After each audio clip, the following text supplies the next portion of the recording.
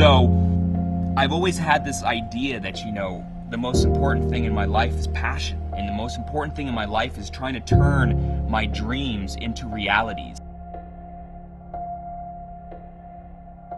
People say you have to have a lot of passion for what you're doing. And the reason is because it's so hard that if you don't, any rational person would give up. Sometimes you can try so hard at something. Sometimes you can be so prepared and still fail. It's really hard, and you have to do it over a sustained period of time. So if you don't love it, if you're not having fun doing it, you don't really love it, you're going to give up. And that's what happens to most people, actually. If you really look at the ones that ended up, you know, being successful, unquote, in the eyes of society, and the ones that didn't, oftentimes it's the ones that are successful loved what they did so they could persevere when it got really tough. And the ones that didn't love it quit because they're sane, right? Who would want to put up with this stuff if you don't love it? So it's a lot of hard work, and it's a lot of worrying constantly. And if you don't love it, you're going to fail. So you got to love it. You got to have passion.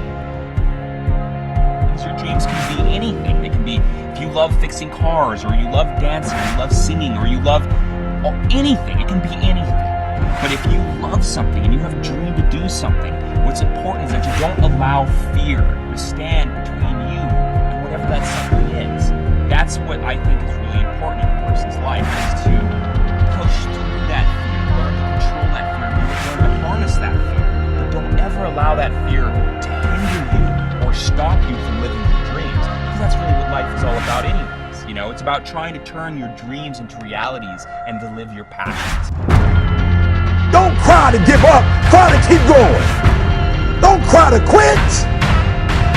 You already in pain, you already hurt. Get a reward from it. It may last for a minute, or an hour, or a day, or even a year. But eventually, it will subside, and something else will take its place. If I quit, however, it will last forever. Always want to give up. I'm dropping. Why you dropping? I'm so grateful that the slaves didn't drop and quit. Say, I'm just going to stop. I'm a slave. I'm just going to be a slave. I'm going to quit. So today, although we're slaves, we're going to act like we're free, and one day our children will be free. If the slaves would have just said, we quit, we give up, we would have died in the middle passage. But some slaves said, I don't care what we go through, we're going to survive this. We will live because one day we will become. Please stand up. Stop being this high-speed dropout. Stop giving up. Stop sleeping on the street. Stop walking up and down. Stop being afraid to go to college because your daddy didn't go and your mama didn't go. Stop being afraid to take a test. And when you get to the point where all you want to do is be successful, as bad as you want to breathe, then you'll be successful.